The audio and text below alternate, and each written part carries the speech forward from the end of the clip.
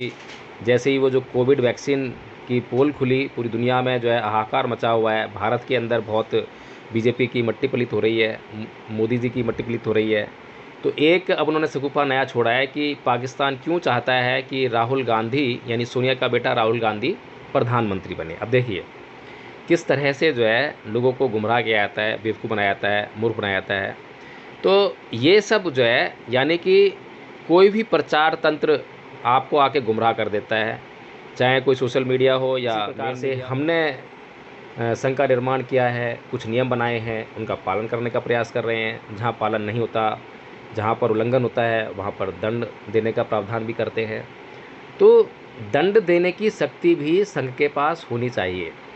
जिस संघ के पास अपने सदस्यों को दंडित करने की शक्ति नहीं होती, वहाँ पर वह संघ जो है कमज़ोर साबित होता है, शक्तिहीन साबित होता है। तो संघीय व्यवस्था के अभाव में कमज़ोर से कमज़ोर व्यक्ति भी यानी कि संख्या के आधार पर कमज़ोर से कमज़ोर व्यक्ति भी और संख्या के आधार पर ताकतवर व्यक्ति पर राज कर सकता है। तो इसीलिए जो है कारण स्पष्ट है कि जब संघीय व्यवस्था होती है तो संघीय व्यवस्था में संघ के सदस्यों का पूरा विश्वास संघ के अंदर होता है और संघ का न्यायिक होना बहुत ज़रूरी है। अगर संघ न्यायिक नहीं होगा तो संघ के सदस्यों का विश्वास संघ में नहीं आएगा। ये जो गुण है आपने जो पढ़ा होगा संघ वंदना के अंदर जो है कि न्यायिक प्रतिपन्नो भगवतो सावक संघो, कि न्याय जो है उसका एक गुण है। जिस क्षण संघ के अंदर जो न्याय करने की जो भावना है उसका अभाव हो जाए तो संघ टूट जाएगा, बिखर जाएगा। तो इसीलिए हम किसी भी कीमत पर जो है इस संघ के भीतर अन्याय नहीं होने देना चाहते, चाहे कोई भी हो, कैसा भी हो। और हम हर बार कहते हैं कि संघ के समक्ष जो है कोई भी बड़ा नहीं है, संघ से ऊपर नहीं है, केवल संघ ही बड़ा है, केवल संघ ही सबके ऊपर शासन करने वाला है। और संघ हम सब से मिलकर बनता है। हम में से कोई एक चाहे कि मैं संघ हूँ, नहीं हो सकता। हम सब संघ हैं और संघ जो है सब पर शासन करता है। संघ के निर्णय को मानना पड़ेगा। संघ के निर्णय को जब तक हम मानते रहेंगे, संघ जब तक अच्छे निर्णय लेता रहेगा, तब तक जो है हम सफलताओं को चूमते रहेंगे, उनको छूते रहेंगे, हासिल करते रहेंगे। ऐसी कोई भी और किसी भी क्षेत्र में कामयाबी नहीं है या लक्ष्य नहीं है जिसको आप संघ के जरिए हासिल ना कर सकें। लेकिन ज़रूरत केवल और केवल संघ के प्रति समर्पित होने की है।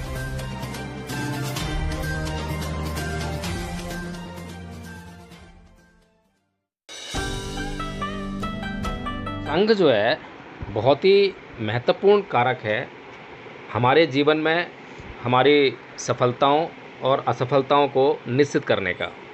यदि संघ इतना महत्वपूर्ण है तो हमें ये सोचना चाहिए, जानना चाहिए कि यदि कभी भी ऐसी परिस्थिति उत्पन्न हो जाए कि मुझे वह निर्णय पसंद ना हो, तब मैं क्या करूं? क्या संघ को छोड़ दूं? क्या संघ को छोड़ना ही एक समाधान है, एकमात्र समाधान है? तब मुझे ये सोचना चाहिए कि जो मैं निर्णय चाहता हूं उसका अल्टीमेट रिजल्ट क्या होगा, आखिरी परिणाम क्या हो सकता है। क्या उससे मेरी हानि होगी या संघ की हानि होगी या किसी अन्य प्राणी की हानि होगी। यदि परिणाम जो है हानि में निकलता है और वह ऐसी हानि हो जिसकी क्षतिपूर्ति ना की जा सके, तो निश्चित तौर पर संघ को छोड़ देना ही एकमात्र रास्ता हो सकता है। लेकिन यदि संघ का निर्णय जिससे कोई भी ऐसा परिणाम घातक नहीं है, किसी के कल्याण के लिए नहीं है, किसी का नुकसान नहीं हो रहा है, किसी को क्षति नहीं हो रही है, तो संघ के निर्णय के साथ में चलने में फ़ायदा होता है। उदाहरण के लिए आज वर्तमान में जो भारत के अंदर, दुनिया के अंदर जो परिस्थितियाँ बनी हुई हैं, पूरी दुनिया जो है संघीय व्यवस्था के अभाव में जी रही है। और संघीय व्यवस्था के अभाव में जीने के कारण वहाँ पर जो निर्णय हैं वो संघीय निर्णय नहीं है, वो सब जो है अपना राग और अपनी अपनी डपली। हो सकता है कि उदाहरण देने में से चूक होगी हो, इतना अनुभव नहीं है मुझे उदाहरण देने का। तो यानी कि अपना अपना राग गाते हैं और सबकी डपली भी अपनी अपनी है। कोई सामूहिकता उनमें नहीं है, संघीय उनमें गुण नहीं है। इसीलिए जो है यह जो संसार है आज हिंसा की चपेट में है। आज नाना प्रकार की हिंसाएं हम देखते हैं, व्यक्तिगत हिंसा से लेकर अंतर्राष्ट्रीय स्तर तक हम हिंसा का माहौल देख रहे हैं। और इस सब का कारण यही है कि कहीं पर जो है संघीय व्यवस्था नहीं है। उदाहरण के लिए अंतर्राष्ट्रीय स्तर पर आपके पास यूएनओ है, यूनाइटेड नेशंस, यानी कि जो पूरी दुनिया में जितने भी देश हैं, यदि वे सभी उस संस्था में बैठकर आपस में इसी प्रकार से निर्णय लें जो कि पूरे संसार के कल्याण के लिए हो, किसी के नुकसान के लिए ना हो, और जिस प्रकार से शाक्य संघ के नियम थे उनका पालन हुआ करता था, भिक्षु संघ के नियम बने उनका पालन हुआ करता था, इसी प्रकार से हमने संघ का निर्माण किया है, कुछ नियम बनाए हैं, उनका पालन करने का प्रयास कर रहे हैं। जहाँ पालन नहीं होता, जहाँ पर उल्लंघन होता है, वहाँ पर दंड देने का प्रावधान भी करते हैं। तो दंड देने की शक्ति भी संघ के पास होनी चाहिए। जिस संघ के पास अपने सदस्यों को दंडित करने की शक्ति नहीं होती, वहाँ पर वह संघ जो है क्या कह सकते हैं, इसको कमज़ोर साबित होता है, शक्तिहीन साबित होता है। तो यही स्थिति जो है आज यूएनओ के साथ में है, यूनाइटेड नेशंस ऑर्गेनाइजेशन के साथ में है। जो संयुक्त राष्ट्र संघ है उसके पास किसी को दंडित करने की शक्ति नहीं है। संघ तो बना लिया और बहुत अच्छे उद्देश्य के लिए बनाया था, तीसरे विश्व युद्ध को रोकने के लिए बनाया गया था, लेकिन लगातार दुनिया के देश आपस में इस हिंसा की अग्नि में जलने के लिए मजबूर हैं। कारण यही है कि संघीय व्यवस्था का अभाव। और इसीलिए हमने इन सब बातों को समझते हुए भारत के अंदर हम देख रहे हैं कि एक तरफ जो है जो फार्मूला हमारे सामने अभी तक आया है, हमने खैर हालांकि उस लेवल पर जांच नहीं की है, लेकिन हम अपने महापुरुषों में विश्वास रखते हैं। तो हमारे महापुरुषों ने बताया है कि हमारा जो अनुपातिक जो समीकरण है भारत के अंदर जनसंख्या में, तो 85 और 15 का है। और 85-15 में भी एक 3% लोग पूरे देश पर मनचाहा राज कर रहे हैं, अराजकता वाला राज कर रहे हैं। अभी अभी एक सूचना मैंने पढ़ी, एक फिर से एक शगुफा छोड़ दिया है, जैसे ही वो जो कोविड वैक्सीन की पोल खुली, पूरी दुनिया में जो है हाहाकार मचा हुआ है। भारत के अंदर बहुत बीजेपी की मट्टी पलीत हो रही है, मोदी जी की मट्टी पलीत हो रही है। तो एक अब उन्होंने शगुफा नया छोड़ा है कि पाकिस्तान क्यों चाहता है कि राहुल गांधी, यानी सोनिया का बेटा राहुल गांधी प्रधानमंत्री बने। अब देखिए किस तरह से जो है लोगों को गुमराह किया जाता है, बेवकूफ़ बनाया जाता है, मूर्ख बनाया जाता है। तो ये सब जो है, यानी कि कोई भी प्रचार तंत्र आपको आके गुमराह कर देता है, चाहे कोई सोशल मीडिया हो या मेन मीडिया हो। या संघीय व्यवस्था के अभाव में कमज़ोर से कमज़ोर व्यक्ति भी, यानी कि संख्या के आधार पर कमज़ोर से कमज़ोर व्यक्ति भी और संख्या के आधार पर ताकतवर व्यक्ति पर राज कर सकता है। जैसे कि एक हाथी पर एक छोटी सी चींटी चाहे तो उसको नाच नचा सकती है, केवल कुछ बातों के कारण। तो इसीलिए जो है कारण स्पष्ट है कि जब संघीय व्यवस्था होती है तो संघीय व्यवस्था में संघ के सदस्यों का पूरा विश्वास संघ के अंदर होता है, और संघ का न्यायिक होना बहुत ज़रूरी है। अगर संघ न्यायिक नहीं होगा तो संघ के सदस्यों का विश्वास संघ में नहीं आएगा। ये जो गुण है, आपने जो पढ़ा होगा संघ वंदना के अंदर जो है कि न्यायिक पटिपन्नो भगवतो सावक संघो, कि न्याय जो है उसका एक गुण है। जिस क्षण संघ के अंदर जो न्याय करने की जो भावना है उसका अभाव हो जाए तो संघ टूट जाएगा, बिखर जाएगा। तो इसीलिए हम किसी भी कीमत पर जो है इस संघ के भीतर अन्याय नहीं होने देना चाहते, चाहे कोई भी हो, कैसा भी हो। और हम हर बार कहते हैं कि संघ के समक्ष जो है कोई भी बड़ा नहीं है, संघ से ऊपर नहीं है, केवल संघ ही बड़ा है, केवल संघ ही सबके ऊपर शासन करने वाला है। और संघ हम सब से मिलकर बनता है। हम में से कोई एक चाहे कि मैं संघ हूँ, नहीं हो सकता। हम सब संघ हैं और संघ जो है सब पर शासन करता है। संघ के निर्णय को मानना पड़ेगा। संघ के निर्णय को जब तक हम मानते रहेंगे, संघ जब तक अच्छे निर्णय लेता रहेगा, तब तक जो है हम सफलताओं को चूमते रहेंगे, उनको छूते रहेंगे, हासिल करते रहेंगे। ऐसी कोई भी और किसी भी क्षेत्र में कामयाबी नहीं है या लक्ष्य नहीं है जिसको आप संघ के जरिए हासिल ना कर सकें। लेकिन ज़रूरत केवल और केवल संघ के प्रति समर्पित होने की है। मैंने एक छोटा-सा उदाहरण दिया है, हो सकता है कि आदरणीय आचार्य रोहित जी को थोड़ा बुरा लगा हो आज, मैं माफ़ी चाहता हूँ उनसे, लेकिन संघीय व्यवस्था के गुण को समझाने का बहुत बड़ा उदाहरण है कि जिस प्रकार से आदरणीय आचार्य रोहित जी आज धमपद के पदों का जब वाचन करने के लिए कहा गया, वो तो अचानचक मैंने कह दिया उनको जो है, हालाँकि मेरी इससे कोई मंशा नहीं थी। मैंने सोचा कि बहुत दिन हो गए हैं, मैंने सुना नहीं है आदरणीय आचार्य रोहित जी को, तो आज उनको सुन लेता हूँ।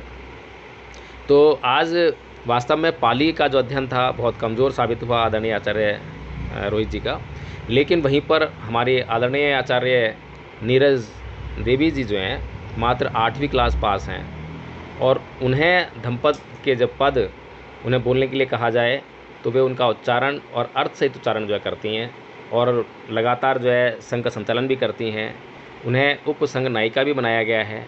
तो ये जो गुण उन्होंने हासिल किया है, उनके पास वो टैलेंट नहीं था शिक्षा वाला, शिक्षा की डिग्री नहीं थी, लेकिन जो संघ के प्रति समर्पण था, उस समर्पण भाव के कारण उन्होंने वो टैलेंट हासिल कर लिया कि वो आज जो है कहीं 2-4 महिलाओं में अगर बैठी होंगी तो उनको तथागत की वाणी उनके प्राकृतिक वाणी में जो है समझा सकती हैं, उसका अर्थ समझा सकती हैं, और जहाँ तक संभव हो सकेगा महिलाएं जो है उनसे सहमत भी हो सकती हैं।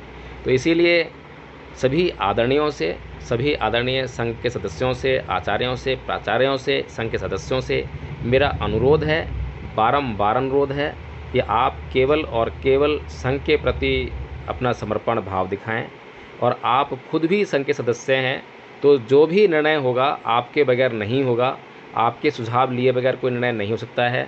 अगर आपका निर्णय या आपका सुझाव उसमें शामिल नहीं है तो वह निर्णय जो है न्यायिक नहीं हो सकता।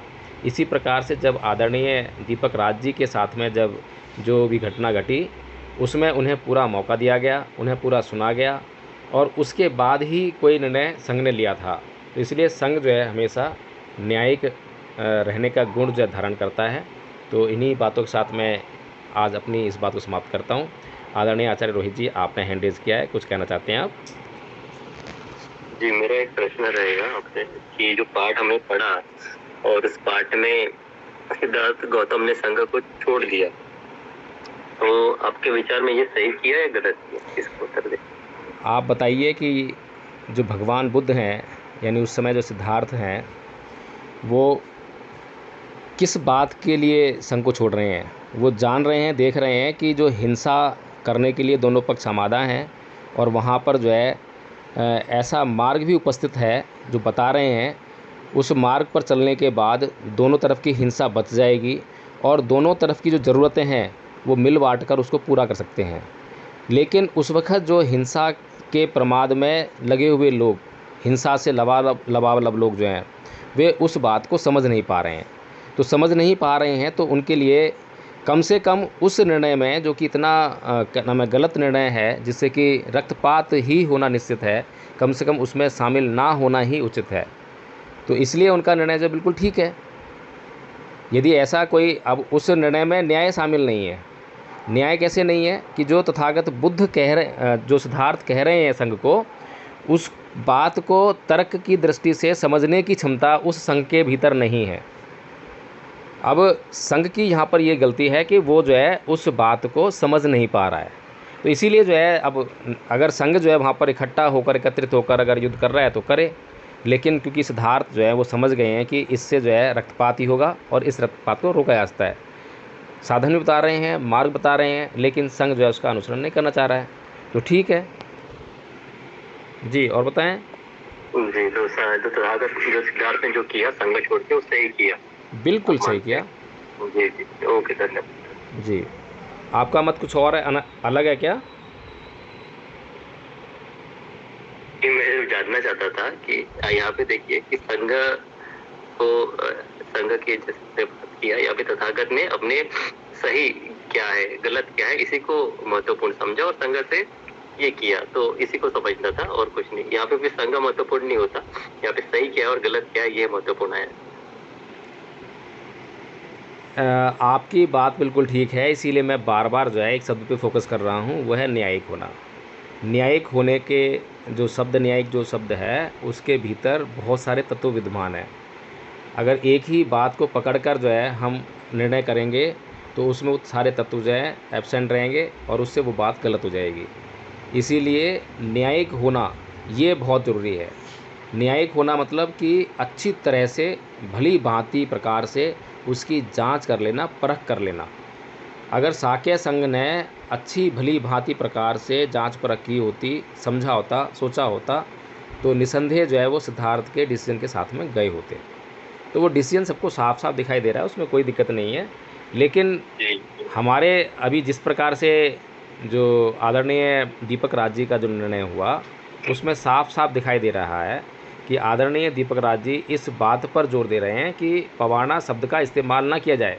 हम उनसे बार बार पूछ रहे हैं कि आप बताइए कि पवाना शब्द के इस्तेमाल करने पर कौन सी हानि धम्मपद संघ को उठानी पड़ेगी, या आदरणीय दीपक राज जी उठानी पड़ेगी, या भिक्खु संघ को उठानी पड़ेगी, या समाज को उठानी पड़ेगी। लेकिन वो बार बार जो है इस बात को बताने में असफल रहे हैं। अब बताइए, हमने जो है यानी संघ ने कहाँ पर अन्याय किया? अन्याय तब होता जब उनके द्वारा न्यायोचित बात की जाती, तर्क प्रस्तुत किया जाता, और उस तर्क को समझने की क्षमता संघ के अंदर ना होती, तो संघ वास्तव में जो है न्यायिक न रहता, संघ जो है काबिल न रहता, संघ को छोड़ना ही बेहतर रहता। केवल इतनी सी बात है आदरणीय आचार्य रोहित जी। जी, यहाँ पे मैं सब बताना चाहता हूँ कि यहाँ पे जो बात हुई, धम्म की बात हुई।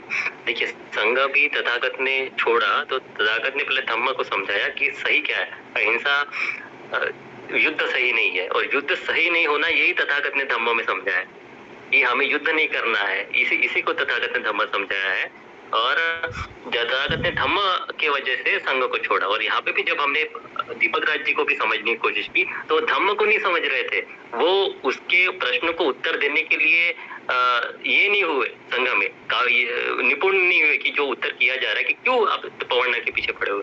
तो उसके लिए उत्तर उनके पास नहीं था, जिसकी वजह से संघ उनके लिए ये नहीं किया। तो यहाँ पे धम्म कहीं ना कहीं जीत हुई, धम्म की जीत हुई, इसलिए संघ को छोड़ा गया है।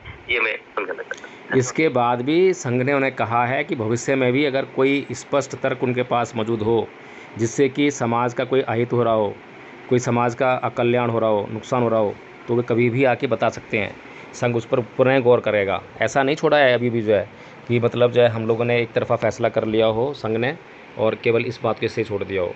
तो कुल मिलाकर यही है आदरणीय आचार्य रोहित जी कि भगवान बुद्ध जब सिद्धार्थ से बुद्ध बन गए, ज्ञान उन्होंने हासिल कर लिया, धम्म का मार्ग खोज लिया, तब उन्होंने धम्म प्रचार के लिए एक संघ के निर्माण को ही उचित समझा।